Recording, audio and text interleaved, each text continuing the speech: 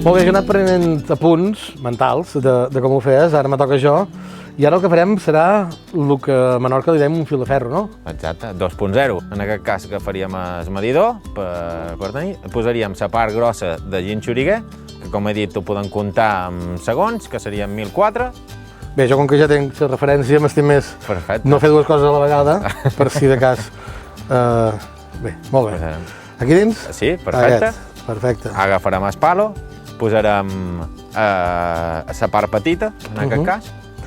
És important sempre que es guardi aquesta proporció de les dues mescles, sempre una més abundant que l'altra? És una molt bona pregunta, perquè al final un còctel no deixa de ser el que seria un equilibri, com qualsevol recepta, no? Al final és un joc de proporcions. Vaig jugant entre dolços i cítrics, en aquest cas agafarem llimona, per exemple, com a cítric. Exacte.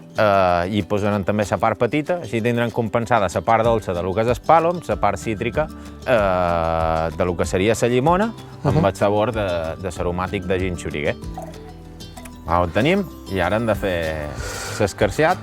Val, exacte. Ara hauríem de mesclar... Sí, jo si no et sap greu me decantaré un poc, per si no te surt gaire bé. Te faig por? No, però bueno, si no tot acabarà a la mà, que això és una de les coses que tenim a Menorca.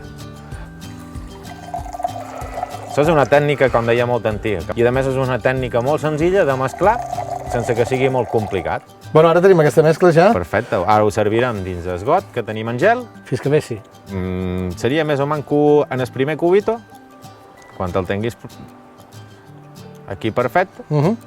I ara ho acabaríem amb el que seria la part de soda, que en aquest cas el que ho canviem és hi posam un poc de tònica, que avui en dia està molt de moda. Que és una part que el fil ferro habitualment no du. No du. El fil de ferro originalment és gin xoriguer i palo. Com dic, avui en dia cercant coses que siguin un poc més intenses, un poc més sabroses i també un poc més refrescants i més baixes amb alcohol, que també és una de les coses importants. Exacte. Molt bé, doncs ja quasi, no? Ara ho hem de decorar per acabar de deixar al·lucinats en els nostres convidats, que en aquest cas ho farem amb un fruit vermell per donar un contrast de color. Doncs aquí acabem de decorar aquest fil de ferro amb una mica de fruit vermell i ara ja sí, crec que l'hauríem de tastar. Jo, com que tu has fet aquest, m'estim més que el tastis tu.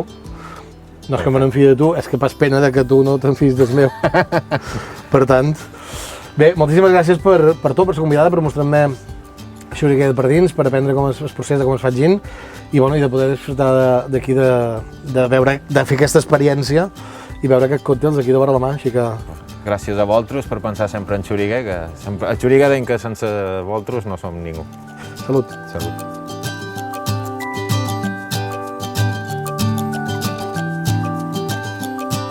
Estic bo.